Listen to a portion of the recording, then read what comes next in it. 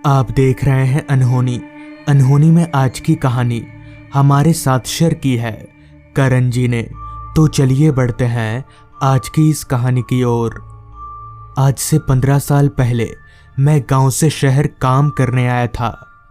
तो शहर में काम मिलते ही मैं वहीं पर एक भाड़े का घर लेकर रहने लगा। मगर मेरा सारा परिवार गांव में ही रहा करता था, जिस कारण मैं 6 महीने साल भर बाद अपने गांव जाया करता था। शहर में मेरे भाड़े के घर से ऑफिस काफ़ी दूर था, जिस वजह से मुझे आने जाने में काफ़ी परेशानियों का सामना करना पड़ता था। इसलिए मैंने पैसे जमा करके एक सेकंड हैंड बाइक लिया, ताकि मैं बाइक से ऑफिस आना जाना कर सकूं। बाइक सेकंड हैंड ज़रूर थी, मगर मेरी कमाई की पहली बाइक होने के कारण मुझे नए से भी ज़्यादा खुशी मिल रही थी। ऐसे ही एक दिन मैं शाम को ऑफिस से घर लौटा, तो घर आते ही मेरे फ़ोन की रिंग बजी। मैंने जब फ़ोन देखा तो उस पर गांव से कॉल आ रहा था। तो मैंने झट से कॉल रिसीव किया। तो कॉल रिसीव करते ही मेरे पापा ने कहा, बेटा अर्जुन अंकल अब नहीं रहे। ये खबर सुनकर मैं एकदम से चौंक गया कि भला मैं 1 महीने पहले ही गांव गया था, तब तो अर्जुन अंकल ठीक थे, तो अचानक उन्हें क्या हुआ? ये सवाल मैंने जब फ़ोन पर अपने पापा से पूछा तो उन्होंने कहा, बेटा उन्हें अचानक हार्ट अटैक आया और उनकी मौत हो गई।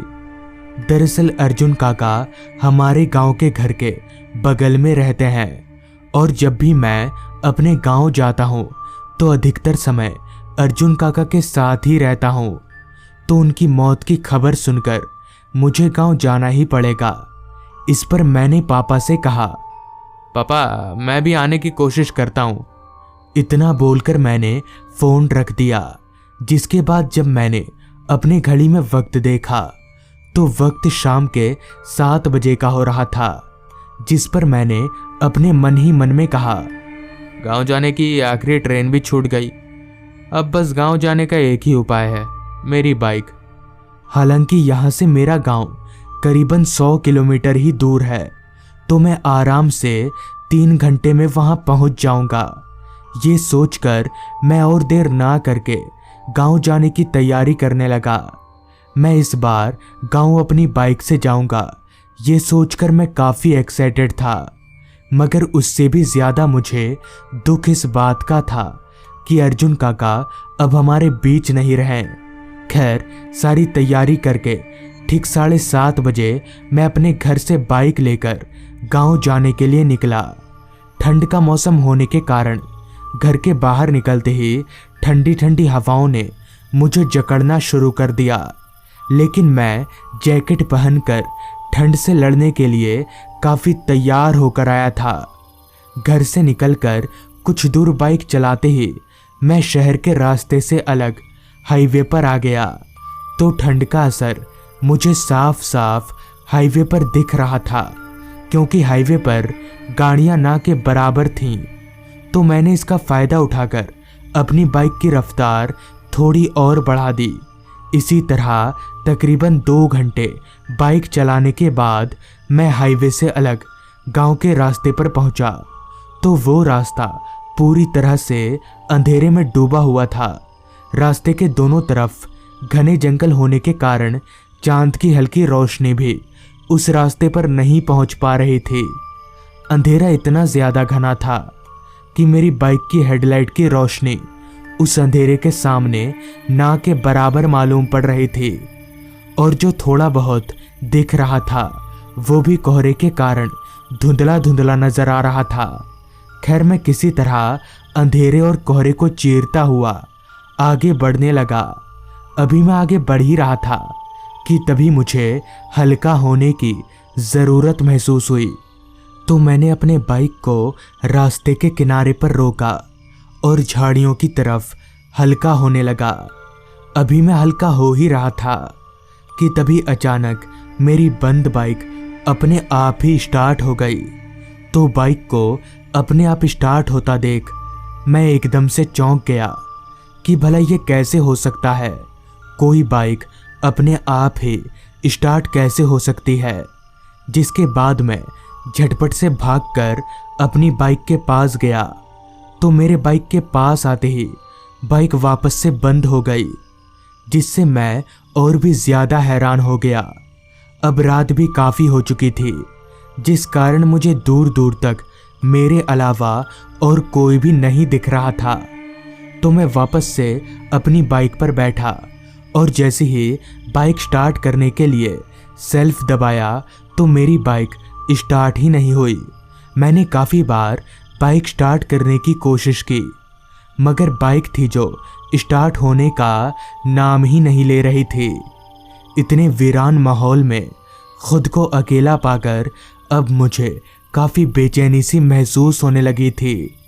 मुझे समझ नहीं आ रहा था कि मेरे साथ हो क्या रहा है और अब मैं करूँ तो करूँ क्या। जिसके बाद मैं अपनी बाइक पर से उतरा और मदद की तलाश में इधर उधर देखने लगा। अभी मैं इधर उधर देख ही रहा था कि तभी मेरी बाइक खुद ब खुद वापस से चालू हो गई। मैं हैरान तो था ही, मगर अब मैं और भी ज़्यादा हैरान हो गया। लेकिन एक बात तो अच्छी थी कि मेरी बाइक स्टार्ट हो गई थी। फिर मैं जल्दी से अपनी बाइक पर बैठा और बाइक बढ़ाने के लिए जैसे ही मैंने एक्सीलेटर दिया तो काफ़ी एक्सीलेटर होने के बावजूद भी मेरी बाइक आगे नहीं बढ़ी। तो मुझे समझ आ गया कि ज़रूर दाल में कुछ काला है। अभी मैं ये सोच ही रहा था कि तभी मुझे पीछे से आवाज़ आई। क्या बात है, कोई परेशानी?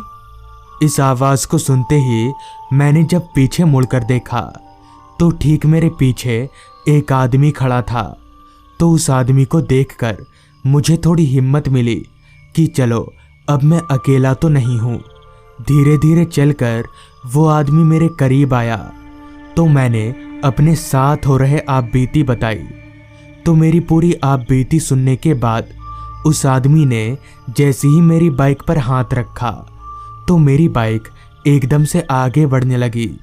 मगर ये कैसे हो सकता है। खैर मैं उस आदमी को आता हूँ बोलकर वापस से रास्ते पर आगे बढ़ने लगा।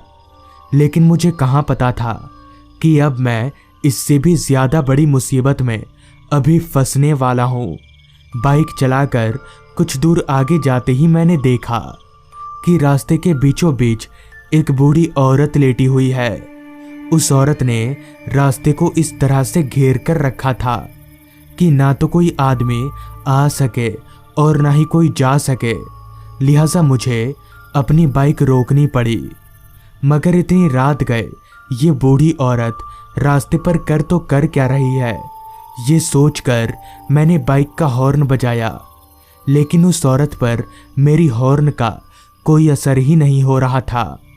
तो मैं बाइक से उतरा और चलकर उस औरत के करीब गया तो मैंने देखा कि वो औरत औंधे मुंह जमीन पर लेटी हुई है।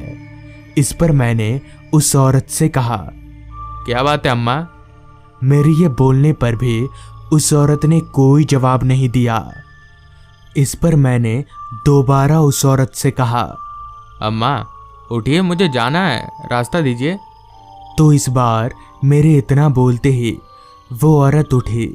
मगर ये क्या, देखते ही देखते वो औरत खंबे जितनी लंबी हो गई। तो इस दृश्य को देखकर मेरे होश उड़ गए।